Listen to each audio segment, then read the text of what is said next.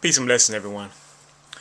I just ran across Obama's speech that he gave for his acceptance of the Nobel Peace Prize, and I'll put a link over to the side to it for you to read it. And as you read through it, I would like for you to read through it and search for the truth that it holds within. Search for the lack of belief that it holds within, and the lack of love that it holds within. Um, that may be easy for some of y'all, uh, and some of you not. Uh, and I want you to read and look for the contradictions uh, that it holds and the inconsistencies that it holds. Because I believe, when we look to people to be our leaders, um, that they have to, that they should live up to a certain standard. I may just be, of course, putting my own standards on them, what I believe is just and right, and I may be unfair in doing so. But I do that as one trying to make a difference, a change in this world, and to try to bring about uh, justice, true justice, and equality for everyone, and peace and love, and life and liberty and all that. Um, so, like I said, read through that and do that. And some people sometimes say, that you're accused of nitpicking when you find little small things. But as I said before, it's the small things that are always indicative of the larger things, and we must be consistent in the small to be just and righteous in the larger things, in the things that are held to be more important. So you have to hold up the standards to the small things, to things that are seemed or deemed unimportant. You must hold up the same standards, so that it can grow without and be that within the larger things, in the bigger picture, and in the macro. Um, and and as a leader, I feel that we have to attempt to do that ourselves. And when we fail to do that, we at least have to be willing to point that out and open to that, and look for the flaws within ourselves. So as I go through this and I read them say things like, quote, "We must begin by acknowledging the hard truth. We will not eradicate violent conflict in our lifetimes. There will be times when nations, acting individually or in concert, will find the use of force not only necessary but morally justified." All right, so he's saying, that sometimes, nations are going to be morally justified to go to war, and that should be understood and as a truth of the fact. That's how things are. But then he comes down later on, and we're talking about being able to self-justify things, and he's saying that he's basically saying that that's okay. That's right. That has to be done at times. Um,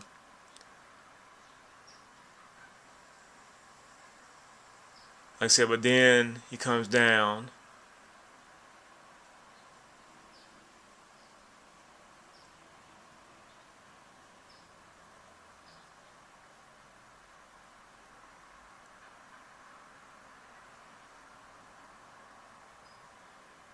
Okay, and then he gets on the subject of religion, and he says, and most dangerously, we see it in a way that religion is used to justify the murder of innocents by those who have distorted and defiled the great religions of Islam and who attacked my country from Afghanistan. These extremists are not the first to kill in the name of God. The cruelties of the Crusades are amply recorded, but they remind us that no holy war can never be a just war. We're talking about self-justification, so why can it not be? If you're saying that a nation can be morally justified in doing it, then why can't a nation that is guided by a religion be justified in what they're doing. And to me, that contradicts. You have to accept that if you're gonna say, well, I can be justified in what I do. I'm just going in here and killing innocent people, killing women, children, innocent women, children. Casualties of war because it's for self-defense. But another country or people who are guided by religion, they can't be justified because they're distorting religion. Well, you're saying that, for one, you're saying that they're distorting their religion. That is their religion. That's what they are. They believe they should justly do. They believe that's what God wants them to do. And who are you to say that they can't? Who is anyone? We can say that we don't believe that their religion will want them to do that their God will want them to do that. But once again, if we are justly applying the rules across the board, then if you're saying that you can be morally justified, then everyone can be morally justified because everybody's moral sense is subjective at the end of the day.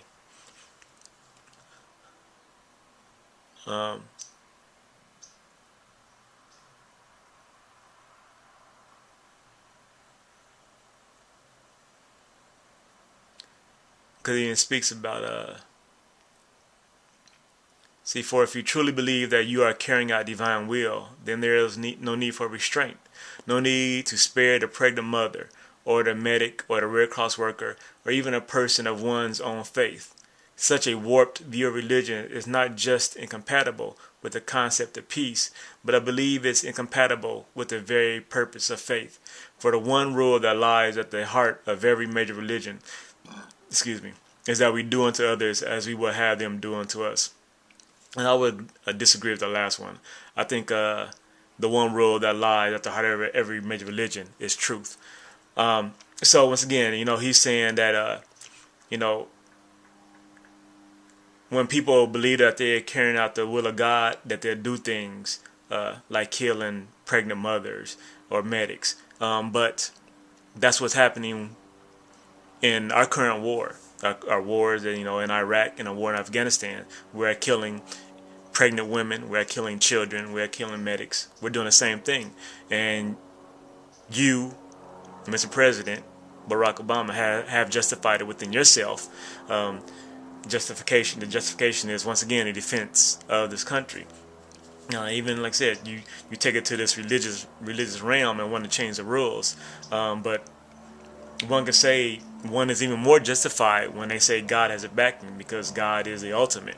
Not for those who believe in God. Ultimately we're talking about the ultimate, the most powerful. So one is guided and guided for the defense of their religion.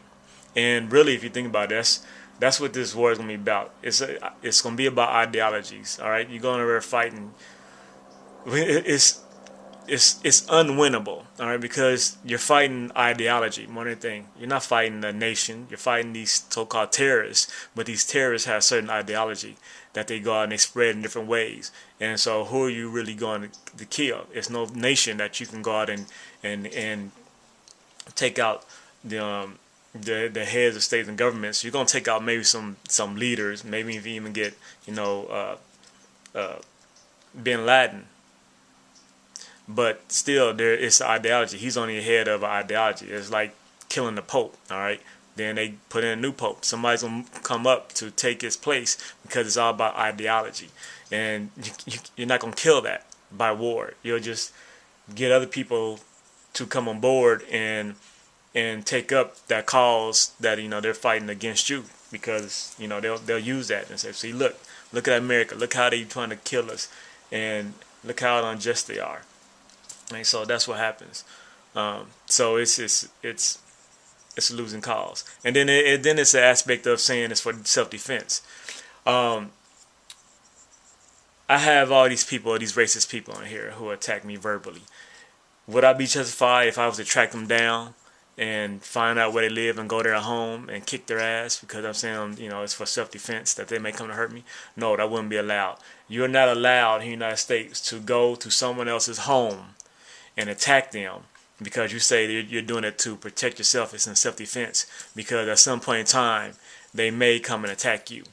All right. Once again, it's applying the rules across the board. It's being just and righteous and even across all aspects, across everything, small and large. You have to do it. I believe you have to do it. That's what I see, and that's what I believe we should hold our leaders to be. That's why I try to hold my leaders to be. And that's why I try to hold myself to be as I seek to lead you, to lead the United States, to lead the world. I try to hold myself to such things. And then there was one more thing. Oh, shoot. Why'd you go out? Ah, you suck. You suck. Where is it at? Now I gotta find it up here. I had it. I copied it somewhere else, and something just happened. Come on. Okay. Third, a just peace includes not only civil and political rights. It must encompass economic security and opportunity. For true peace is not just freedom from fear, but freedom from want. Freedom from want. Let's apply that to here in the United States. How many people want? How many people are in the have-nots category in the system of capitalism? The haves and the have-nots. And the have-nots are those who want. It is inherent within the system. So there's a contradiction, because as long as he supports the systems, there's going to be people who want.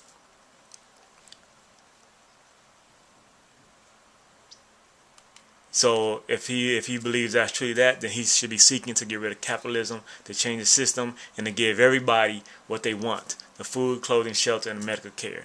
There are people who are struggling, who are poor here in the United States. So for him to be true to his words, he will have to change the system for the betterment, so that nobody wants.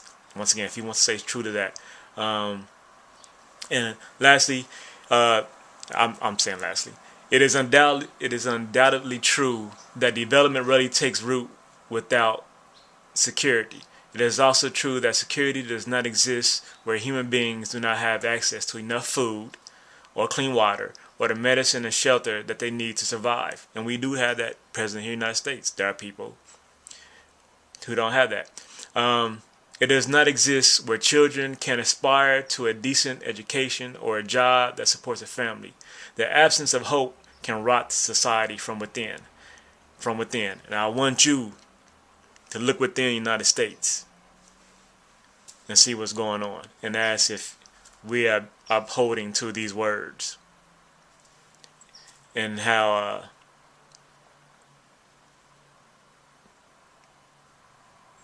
he is not being equal and just in what he says. God bless everyone. Peace and love.